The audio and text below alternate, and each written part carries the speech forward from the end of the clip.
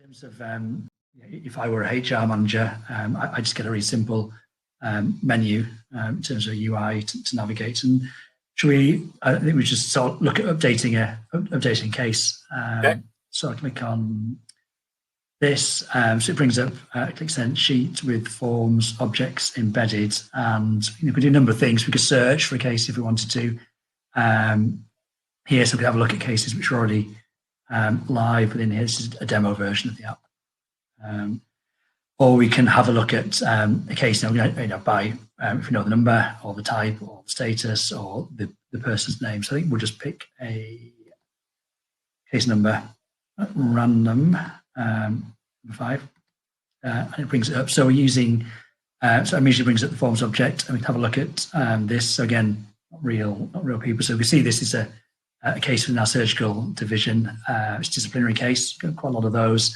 It's in the status of formal investigation preparation. So I think this concept of being able to move between stages of a case is really important during investigation. It's been classed as formal. We can see who set it up, when it started, etc., what it involves, misconduct, behaviour. Patient died for this one. It's been around status, and we can change that. So we can flag it, rag rate it if we want to as amber. So good functionality isn't there was always the ability, the requirement to be able to attach additional information to it. So that this might be, I don't know, perhaps a report from a trade union, or perhaps might be a letter from a patient or a patient's family. In this case, it could be. So if I open up Word and just save a file, save it. My desktop. Desktop. Word document, and then we can. You just demonstrate how easy this is going to be, Rob. So I know we're waiting for it to happen, but actually, it's really important about how easy this is to use. Hopefully you can see my screen there, but it works. So that's really easy.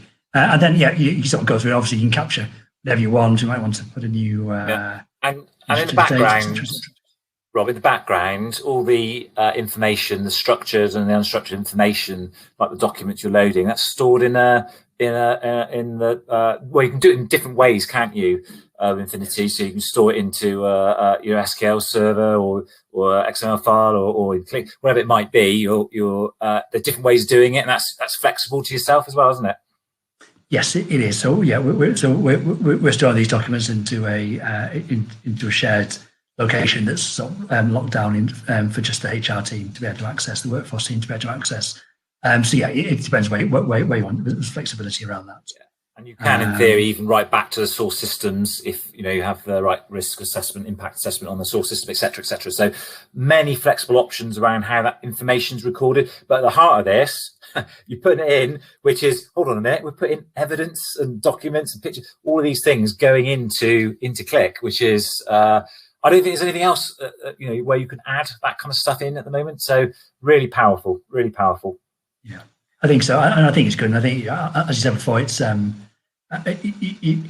good way of being able to handle really, sensitive data as well. I think being able to use Click's inbuilt security, so Active Directory control, to be able to really lock it down, it's really important. It stops those devilish spreadsheets causing problems. But there's so many security issues around spreadsheets still, and you've got the change logs as well on there, so you'll know who's done what and where and when. It's all contained, isn't it?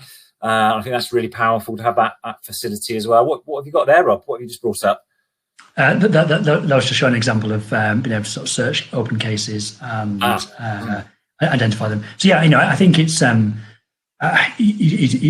good example of using Click in a different way, and I guess what it lacks in its visual appeal compared to the sort of work we usually do.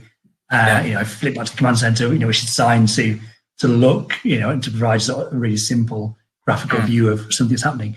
This is all about workflow and providing a just an intuitive tool for people to use, to do their job. So yeah, an interesting, different use case. It is good, and yeah, and then you can also, in terms of alerts or collaboration, you can actually build that into your system. So approvals, I guess. So when you think about workflows, this is the most important thing, really, is about getting a smooth approval system. Outside of Click spreadsheet, you'd be emailing, you'd be sending stuff, you'd be asking. Actually, it can all be done within the environment, can't it? So you can make a very smooth process, which is saving people time and making it very transparent. Again, a lot of these things about transparency, and the changelog does that for you. So again, some great advantages, isn't there, really, across the piece? Yeah, there are, and I think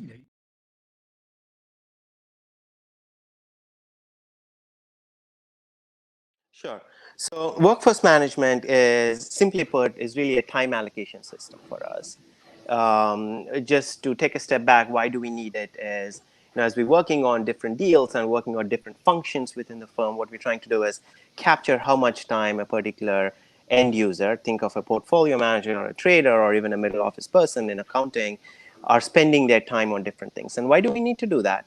The primary purpose is some of these investments are a little bit more nuanced, so we need to have transparency into how we are pricing them, how much we are charging back, and things like that. But beyond that, if you think about it, it's basically transparency, being able to analyze and understand the efficiency metrics. We're spending so much on particular investments. What is our ROI on it? Is that we're spending too much time and not getting so much, or we're spending way less time, and here is what it is? Can we go after investments like that? So, beyond, those are the analytics we bake in, but the primary option is being able to capture and have that transparency on there. Okay, so this is the workforce management tool that we're speaking about. Simply, we just call it time allocation internally.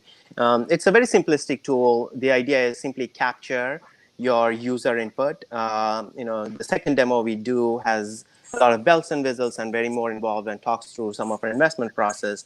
But this is a very generic tool that you could use it pretty much in any industry. The idea is capture users' timing, right? Like capture your employees' timings as to what they're working on. So this is a landing page. We're simply providing this simplistically for them. The idea is a user goes in, logs into this. This is the screen that they see. And what we're asking is these types of functions around data management or legal or surveillance, how much time are you spending on each of those tasks? So we ask them to fill in a particular percentage of time, really. That's what it is. And once they do that, the idea is we need to allow them to see something else on top of it. So what we've done here is we need to fill out 100% of their time. And Forms allows us to have this kind of a dynamic nature. As you can see here, we're not showing anything because we're saying that you better fill out 100% of your time. Otherwise, I'm not. So now that I've done 50 and 50% for the month of June, and I submit my times, that's when we have some functionality here to be able to save concurrency and things like that. This is what I mean. As you can see, that 0 here became 100. So you're good. And here I'm able to display the next action that you need to take. This goes back to my thing, to be able to see this live interactive nature, and your charts refreshed a little bit. Your, say that 100% of my time is asset management. If you had different things, you would have like more colors in here. But being able to show that live interaction is pretty key. And then these are your deals. So I filled in some time, but of the different deals that we have, again, for privacy and security reasons, we had to obfuscate the names of our investments we're making. But you can visualize that we have many deals that we're working on, and how much time am I spending on these different things. So if I do that, 3 and maybe another 20 here.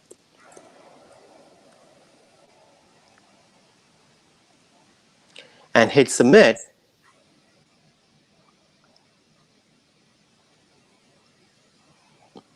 that'll actually tell me that my deals allocations are also 100% at that time. And simply refresh the screen. This is pretty much it. The end user fills in this time, they're done for what they need to do, and they go back. It's no longer Excel, it's emails, downloads, trying to send it back.